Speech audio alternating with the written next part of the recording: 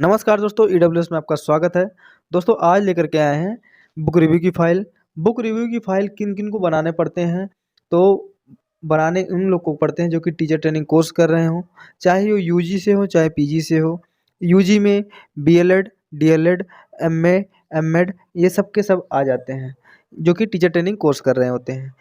इनके बनाने का एक उद्देश्य यह भी होता है कि जिससे कि शिक्षक जो होता है किसी विषय के बारे में आसानी से जान पाता है। दोस्तों ये जो फाइल है हम इतिहास के बारे में लेकर के आए हैं। अच्छा, इसका जो बुक रिव्यू की फाइल जो होती है बनाने के क्या-क्या पॉइंट लिए जाते हैं, उनके थ्योरेटिकल क्या एस्पेक्ट्स है इन पर, और प्रैक्टिकल एस्पेक्ट क्या-क्या होते हैं, इन पर हम चर्चा करेंगे। आप वीडियो के अंत तक बिल्कुल बने रहिएगा। और इतना ही नहीं, हम इस जाते-जाते कुछ मुख्य बातों पर भी चर्चा करते हुए हम निकलेंगे। तो आइए हम शुरू करते हैं। पाठ्य पुस्तक का जो समीक्षा होता है जिसको हम बुक रिव्यू बोलते हैं, इसका अर्थ क्या है, परिभाषा क्या है और विशेषताएँ क्या होती हैं, उपयोगिता क्या होती हैं, इन पर चर्चा होगा।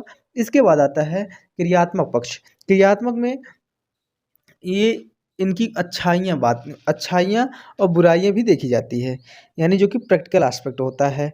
इसमें दोस्तों एक चीज़ और ध्यान देना है कि एक्सटर्नल इंटरनल पार्ट में जो बुक एक्सटर्नल कैसा था, इंटरनल कैसा है, उनकी विशेषताएँ बतानी होती हैं। जैसे लेखक, प्रकाशक, प्रकाशक का अर्थ क्या होता है, प्रकाशक कौन थे, पुस्तक के प्रकार क्या हैं, इन सब के बारे में लिखना है।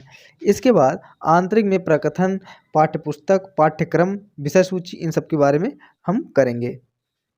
तो देर ना करते हुए आइए हम जल्दी-जल्दी से पॉइंट को कवर कर लेते हैं।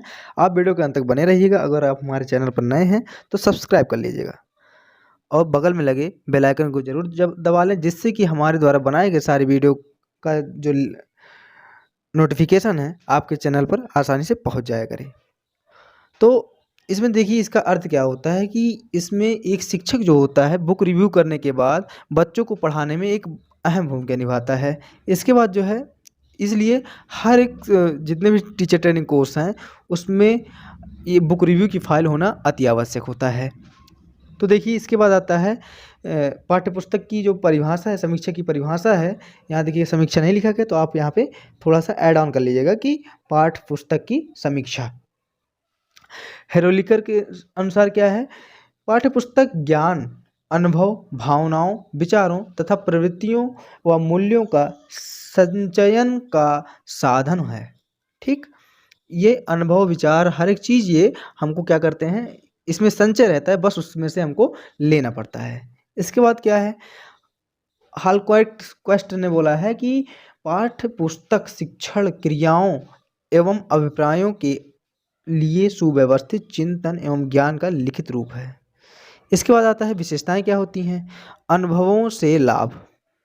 जैसे इसमें कोई भी कोई भी बुक होता है, उसको एक जो लिखने वाला होता है, जो लेखक होता है, बनाने के साथ साथ अपने अनुभव को भी उसमें साझा करता है।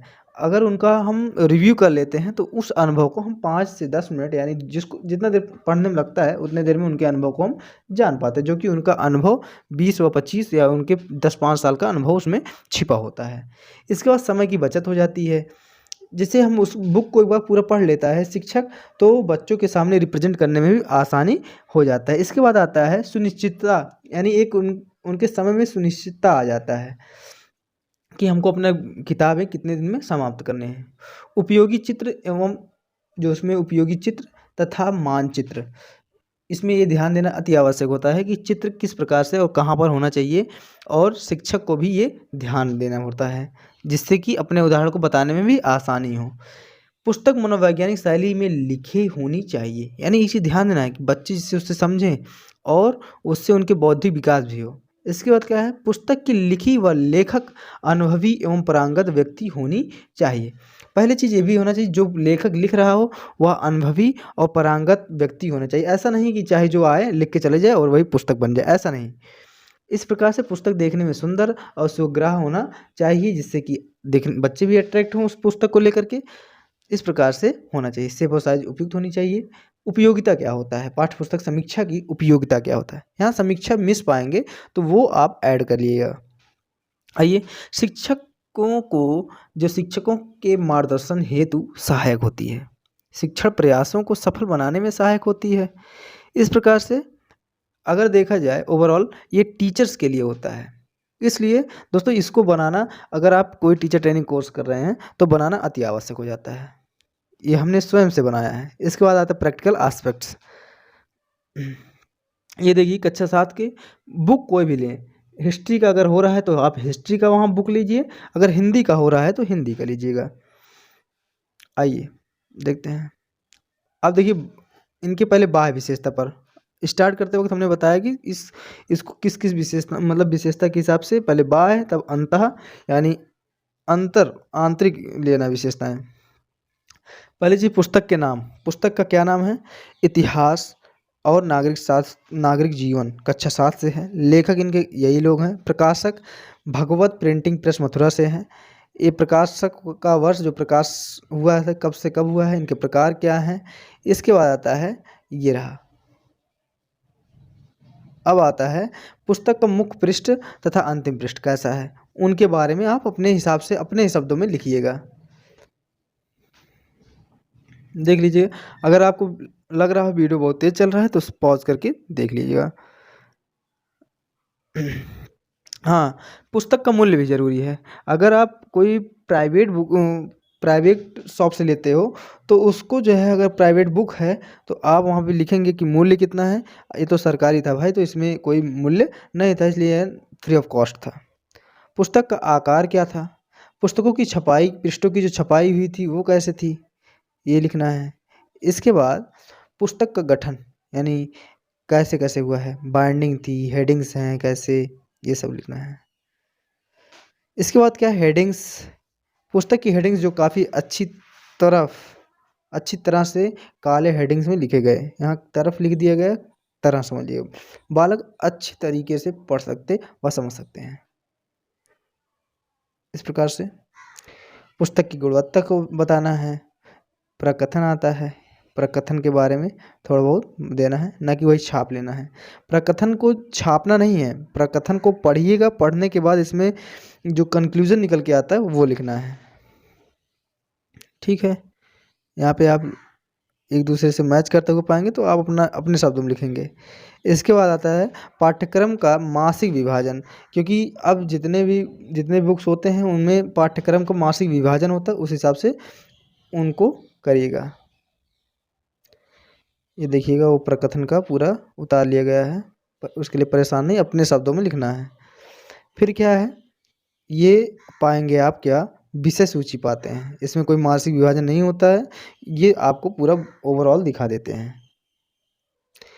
यहाँ पे भी एक चीज़ ध्यान आपको सही करना है, जैसे विषय सूची जो है, पुस्तक की जो विषय सूची होती है, आप अपने शब्दों में लिखेंगे कि ये एक साइकोलॉजी वे में लिखेंगे कि बच्चों को इस्लाम धर्म पहले पढ़ाना है। उसके बाद सल्तनत का जब शुरुआत होता है, जब इस्लाम धर्म का भारत में आगमन होता है, फिर धीरे धीरे सल्तनत का शुरुआत होता है, सल्तनत का विस्तार होता है।